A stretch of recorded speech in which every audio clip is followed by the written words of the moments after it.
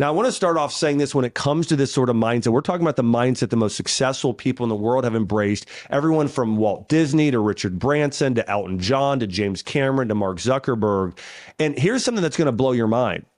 Did you know that quite often C-level students are more successful than A-level students? I remember when I was in high school, by the way, my parents were so worried about me that I would be successful in life. I mean, I had a C- grade point average in high school.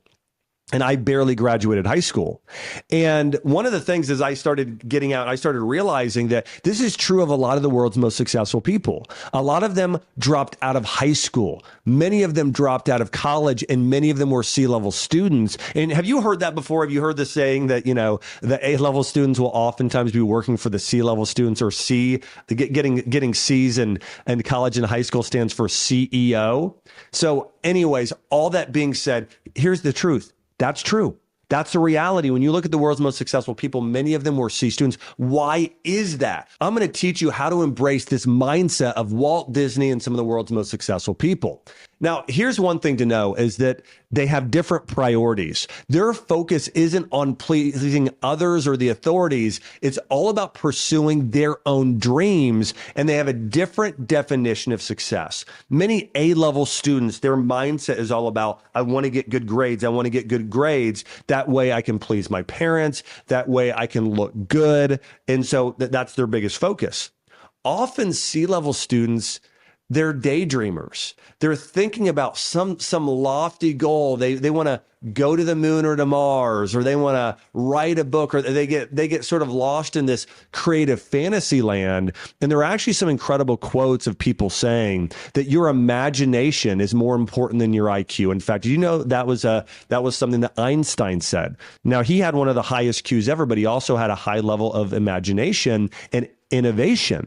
And so here's the reality is that mindset of dreaming and visualization and creativity is actually far more important to your success than your IQ. And the reality is everybody faces setbacks. Everybody has unique gifts and skills, but it's your mindset about those unique gifts and skills that will determine your success. Now, I want to go through a couple studies here that are going to prove the mindset I'm talking about, and then I'm going to teach you how to cultivate that mindset. According to a 2022 study, which was all about adopting what we call a growth mindset. Now, let me go back to this. A growth mindset is this versus a fixed, or what I call a fear mindset. When you have a growth mindset, you're not worried about getting an A. You're worried about getting better. You simply want to get better and better and better and better every single day. It's focused on excellence or growth, not perfection. So when we think about someone like Tom Brady wasn't saying, I want to look perfect. Like my whole goal in every practice is to look perfect. No, his whole goal and mindset was, no, I want to get better every single practice. I'm going to work harder. I'm going to have good work ethic, do everything I can to get better. Versus there's other quarterbacks that said, no, oh man, I messed up. They're beating themselves up because they didn't make a perfect pass. J.K. Rowling, we talked about her. She wasn't saying, I want to write the perfect book or paper. She just said, I want to get better. I want to get more creative. I want to learn. I'm going to read all these other things. I want to grow. This is very similar to J.R.R. Tolkien or C.S. Lewis. They had this mindset of, no, I just want to become a better and better and better writer and use my imagination and creativity in order to wow myself and others. I mean, a lot of the best writers, they write these books for themselves, not just for the readers. It's really amazing. So the mindset is this. You have one of two mindsets right now. And I want you to answer the question, which mindset do you have? Do you have a growth mindset where your whole goal is, I simply want to get better? I want to get better and better and better and raise my standard every single day. And I'm going to focus on work ethic in order to grow and get better. Or is there a part of you that's stuck in a fixed mindset where you're saying to yourself, and by the way, a lot of this is subconscious, but you're saying to yourself internally, well, I want to please other people. I'm not doing this because I want to be creative or because I want to, please myself or serve others. I'm doing it because I don't want others to not like me. I want to look perfect. I want others to see, believe my relationships on the outside. Here's a prime example of somebody who has a fixed mindset. They won't go to marriage counseling. Whoa. That's a big one. And here's why. They'll say to themselves, I'm worried more about what other people think of us. If they think that we have problems in our marriage, I feel like I'm going to look bad, and I want to maintain this perfect, this perfect appearance on the outside, versus somebody who has a growth mindset. They're saying, listen, I don't care what other people think on the outside. I just simply want to have a better relationship with my spouse. I want to grow. I want to be more deeply connected. I want us to both be the greatest we can be. That's a prime example. So I want you to answer for yourself. And by the way, most of the time people have a fixed or growth mindset at different levels in different areas of their life. Like, do you have a fixed or growth mindset in your health? What about your relationships with your spouse or your kids? How about your work life and your career? And so it's so important that you embrace a growth mindset. And according to a 2022 study, adopting a growth mindset as opposed to a fixed or fearful mindset boosts the odds that you're going to be successful. Here's some examples of why. It helps build resiliency and adaptability. When you have a growth mindset, you can better adapt to situations rather than trying to maintain perfection. It also challenges you to seek new experiences. People with a growth mindset are saying, hey, I want to read, I want to learn, I want to grow. Also, it helps you lower anxiety, frustration, shame, and disappointment, because the goal is not to be perfect or to look great. The goal is to just simply get better than you were yesterday. And it's also correlated with better mental health. So this growth mindset is so key to your physical health, to fighting everything from cancer to heart disease to everything you can imagine. Now, a growth mindset, here's the other thing about it. There's also a belief, if you have a growth mindset, that your abilities aren't fixed. You believe that you can get smarter. You can take your talents and abilities to a whole new level through effort, perseverance, and learning, versus a fixed mindset believes, no, your IQ is fixed. You can't actually get smarter. If you were you didn't feel like you were very smart in high school, you're telling yourself you're not smart. Well, you sort of live in that state for a good part of your life. And by the way, I lived in that state because I believed what a teacher told me at one point, that I wasn't smart. So I remember going in to freshman year English class and having Miss Noble. And she told me, freshman high school, she said, Josh, would you stay after class? I stayed after class. She said, what do you want to do when you get older? She said, do you want to go to college? I said, yes, I'd love to go to college. In fact, I want to be a doctor. And she laughed at me and she said, you'll never get into med school with your GPA. She said, you just got an F on this paper. You have a D- in my class. And she says, you need to do better. And that was it. And I walked out. Walking out of there, I felt like I'm not smart. Then I got an ADHD diagnosis by a doctor. And I thought, well, now I'm not only not smart, I'm medically not smart. So I believed throughout high school that I wasn't smart. And so I stopped trying altogether. And I didn't believe I could get smarter. That was part of the issue. I thought, well, I'm dumb and I can't get better.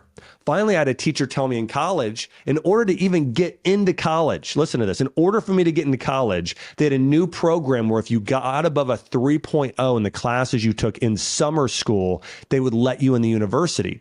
And I went there thinking, gosh, I don't want to be the kid that doesn't go to college. And so I said, I'm going to try. So I went in and tried. And after that, I turned in my first paper, which I really tried on.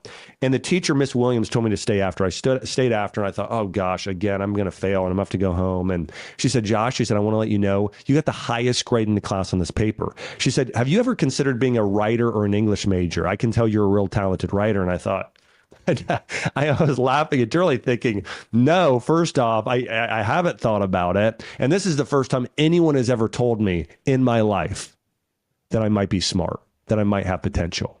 And from there, because that one single person told me that, I embraced that truth rather than the other truth of the other teacher. And I believe, you know what? If I work hard, I can get smarter. I started to believe in a growth mindset. I started to believe that I could get better if I tried, and I did. And I became a better writer and a better communicator over time.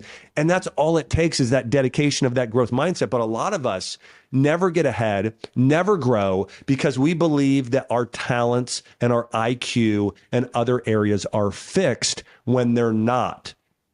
And a lot of this has to do with something called neuroplasticity. Did you know that your brain can reorganize itself and you can grow new connections between brain cells, and it can grow? And so your body, and by the way, this is also how people heal. Have you ever, I know you likely have, but have you ever heard of anybody who was given a diagnosis where they were going to die, or they were told they'd never walk again, right? We've seen this happen with professional athletes. Maybe they've gone and they had a spinal cord injury and were paralyzed. And now sometimes those people stayed paralyzed, but there are stories of people who were told they would never walk again, and they did. And that's due to a growth mindset. It's due to they started believing and seeing themselves and knowing, I am going to walk in the future. Someone like this, Ryan Shazier, he was an NFL player, told him he would probably never walk again. And now he's walking and lifting weights and doing so many things again. And so again, if you want to heal, if you want to grow, if you want to get better, you have to have a growth mindset. If you have a fixed mindset, you will never move forward in life. Now, I do want to say there is a balance, right, between nature and nurture, okay, between your genes and your environment. You know, some people have a higher capacity to learn and grow mentally in certain areas. Listen, you know, some people, many people aren't going to be able to have the level of intelligence, of IQ, of an Elon Musk or a Jordan Peterson or a Bill Gates, these people that have very, very high IQs. A lot of people aren't going to be able to have that level. But that doesn't mean that you don't have major capacity still to grow your IQ, both intelligence and emotional intelligence. In that way, you can grow it. So understanding environment is number one. Now, genes do affect you, but environment and nurturing yourself is the most important thing. And there's been breakthrough research called in the field of neuroscience, which says our brains can form new neural pathways and alter their structure in response to new information, experiences, emotions, insights, and knowledge, which basically it means this: we can actually grow our brain power and our intelligence our entire lives. You can grow your IQ, you can grow your EQ, you can grow these other areas. Now, I want to go back. I started off talking about Tom Brady. And by the way, Tom Brady is an amazing case study. I mean, he played football until he was 45 years old, when most quarterbacks only last a few years and at the latest make it to their late 30s. He went all the way to 45. And when interviewed, Patriots head coach Bill Belichick said, here's what he said about Tom Brady. He said he had a relentless pursuit of excellence, which drove him on a daily basis, where he said, I want to get better. If you watch Tom Brady, he wasn't trying to be perfect. He said, I want to get better and better and better every single day. And he constantly challenged himself by learning new training techniques, skills, and plays rather than sticking to what was familiar and comfortable. That's what a fixed mindset does, is that person, and by the way, you'll see this in kids. Some kids will just want to do the same puzzle and the same thing over and over because it's easy. Versus kids with a growth mindset will say, no, I want to challenge. I want to do this puzzle. I want to do the bigger puzzle and the harder one and the harder one and the harder one. And that's the difference in the mindset that is one of the biggest determining factors in somebody being successful in any area of life. With Tom Brady, they said his extreme growth mindset and his brain's neuroplasticity allowed him to sharpen his brain skills needed to play well past many people in his prime. And listen, here's the only thing. He not only played a long time, he played the best. Richard Branson, a business icon, credits his success also to a growth mindset that was connected to curiosity and imagination. Here's what he said in his words. He said, every time I pursue one of my curiosities, I learn something new that I wouldn't have learned had I sat back with my feet up. His ventures in, spanning, space travel to music festivals, to airlines, to all kinds of things, shows his neuroplastic abilities. And so here's the thing. If you want to grow, you've got to be curious. You've got to have this sense of awe and wonder. And so listen, leaders are readers. Like, you should be reading books, listening to audiobooks, listening to podcasts, watching YouTube. You should constantly be saying, I want to feed myself and learn and grow out of a spirit of curiosity. By the way, there are medical studies showing this also prevents Alzheimer's and dementia. So it will also help your brain stay younger and help you live younger the more that you have a growth mindset.